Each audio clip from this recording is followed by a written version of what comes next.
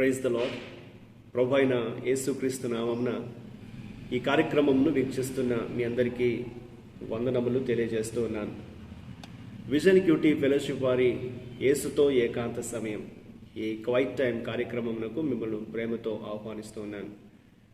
దేవుడు తన కృప ద్వారా మనల్ని ఇంతవరకు కాపాడుతున్నందుకై ఈ యొక్క పరిశుద్ధ దినమున ఈ డిసెంబర్ నెల మొదటి ఆదివారమున దేవుని మనం ఆరాధించడానికి దేవుడు మనకిచ్చినటువంటి ఈ యొక్క శుభదినాన్ని బట్టి దేవునికి వందనాలు తెలియపరుస్తూ ఉన్నాను.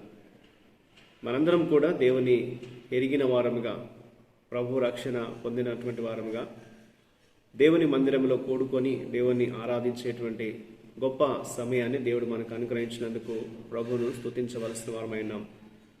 అంతేకాకుండా దేవుడు మన పట్ల చూపిస్తున్నటువంటి కృపంతటిని బట్టి, ఆయన చేస్తున్నటువంటి ప్రతి మేలు బట్టి మనం ప్రభువుకు కృతజ్ఞత చెల్లించాలి. దేవుని వాక్యమును మనం వరుసగా ధ్యానించడానికి దేవుడు కృప చూపిస్తున్నారు. మనం న్యాయాధిపతుల గ్రంథాన్ని ధ్యానం చేస్తూ ఉన్నాం. ఈరోజు మన ధ్యానము నిమిత్తమై ఏర్పాటు చేయబడిన లేఖన భాగము న్యాయాధిపతులు 18వ అధ్యాయము 1 నుండి 20 వచనాల వరకు.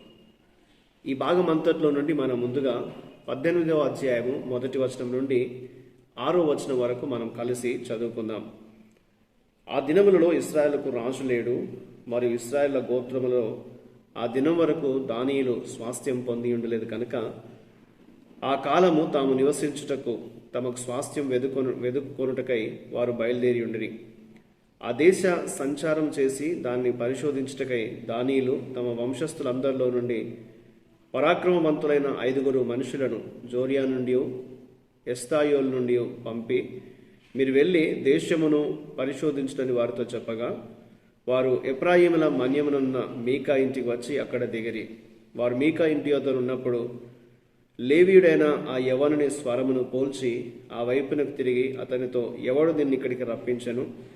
ఈ చోటున నీవేమి చేయుచున్నావు? ఇక్కడ నీకేమి కలిగి ఉన్నదని అడగగా, అతడు మీకా తనకు చేసిన విధం చెప్పి, మీకా నాకు జీతం ఇచ్చుచున్నాడు, నేను అతనికి యాజకుడనై ఉన్నానని వారితో చెప్పాను. అప్పుడు వారు, మేము చేయబో పని శుభమగునో కాదో మేము తెలుసుకున్నట్లు దయచేసి దేవుని యొద్ద విచారించమని అతనితో అనగా, ఆ యాజకుడు, క్షేమంగా వెళ్ళుడి, మీరు చేయబో పని యెహోవా దృష్టికి అనుకూలమని వారితో చెప్పాను. నేటి ఈ లేఖన భాగం ఆధారంగా మనం ఏర్పాటు చేసుకున్న అంశం ఏదనగా తప్పుడు ఎంపిక మరియు సంచారము, రాంగ్ఫుల్ చాయిస్ అండ్ వాండరింగ్. ఈనాటి ఈ లేఖన భాగంలో ఉన్నటువంటి సారాంశాన్ని మనం గమనించినట్లయితే, దాను వంశస్థులు దేవుడిచ్చినటువంటి స్వాస్థ్యాన్ని వారు పొందుకోవడంలో, దాన్ని జయించి పొందడంలో విఫలమైనట్లుగా చూస్తాం. వారు సులభంగా స్వాధీనపరచుకునేటువంటి స్థలం కొరకు వెతుకుతూ తిరుగుతూ ఉన్నారు. వారు లాయిషును కనుగొన్నారు. వారు దాన్ని ఆక్రమించడానికి బయలుదేరారు. మార్గ మధ్యలో వారు మీకా ఇంటికి వచ్చినట్లుగా వాక్యం మనకు తెలియజేస్తుంది. అతని ఇంటికి వచ్చినప్పుడు అతని ఇంట్లో ఉన్నటువంటి చిత్రాలు, ఏఫోదు మరియు గృహదేవతలను ఈ దాను వంశస్థులు బలవంతంగా దొంగలించారు. అంతేకాకుండా మీకా ఇంటికి యాజకుడిగా ఉన్నటువంటి లేవీయుని వారి కొరకు, దాను వంశం కొరకు ఒక యాజకుడిగా ఉండినట్లుగా కోరుకున్నారు. అప్పుడు ఆ లేవీయుడు అందుకు ఇష్టపూర్వకంగా అంగీకరించి దానియేలుకు యాజకుడిగా ఉన్నట్లుగా దేవుని వాక్యం తెలియజేస్తుంది. ఈ లేఖన భాగం అంతట్లో కూడా మనం దేవుని యొక్క పాఠ, మనకి దేవుడు ఏం నేర్పిస్తున్నాడని మనం ఆలోచన చేస్తే 5-6 వచనాల్లో దాను వంశమునకు చెందినటువంటి వేగుల వారు యెహోవా నుండి పొందిన స్వాస్థ్యము నుండి వైదొలగాలని నిర్ణయించుకున్నారు. వారు దేవుని స్వాస్థ్యాన్ని వదిలిపెట్టి వారి మార్గంలో వారు విజయం సాధించేటువంటి అవకాశాన్ని గురించి యెహోవా దగ్గర విచారించమని ఆ లేవీయుని కోరినట్లుగా వాక్యం తెలియజేస్తుంది. ఆ లేవీయుడు వారు ఆశించినట్లుగా వారికి జరుగుతుంది, దేవుడు వారికి సహాయం చేస్తాడని సమాధానమని వారికి వర్తమానం ఇచ్చి ప్రోత్సహించినట్లుగా మనం చూస్తాం.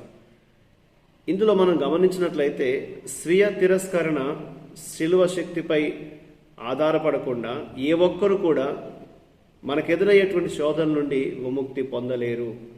సో దేవుని యొక్క సహాయంతోనే, దేవుని యొక్క కృపతోనే మనకు ఎదురయ్యేటువంటి పరిస్థితుల నుంచి, శోధన నుండి విముక్తి పొందగలుగుతాం. సో దానికి మనల్ని మనం ఉపేక్షించుకొని దేవుణ్ణి వెంబడించాలి అనేది దేవుని లేఖనాలు మనకు జ్ఞాపకం చేస్తున్నాయి.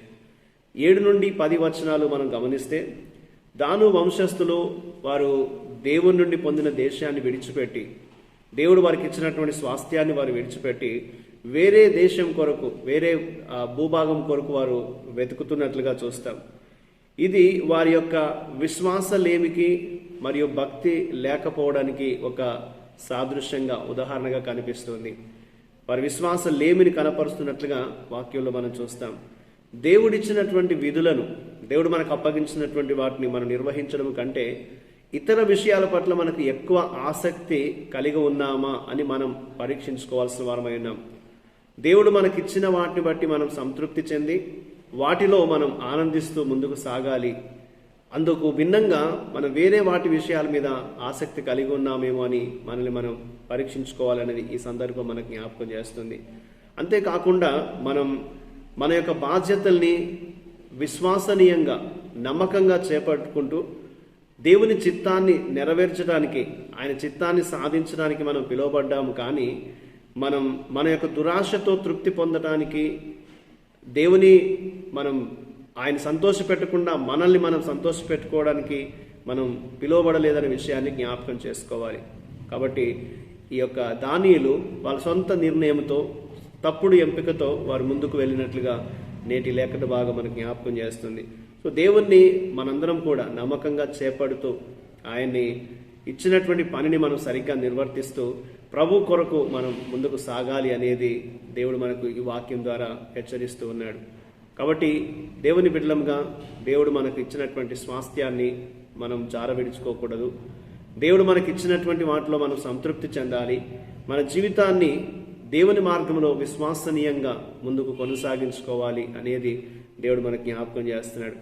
అలా మనం జీవించినప్పుడు మనం దేవుని చిత్తాన్ని నెరవేర్చే వారంగా ఉంటాం.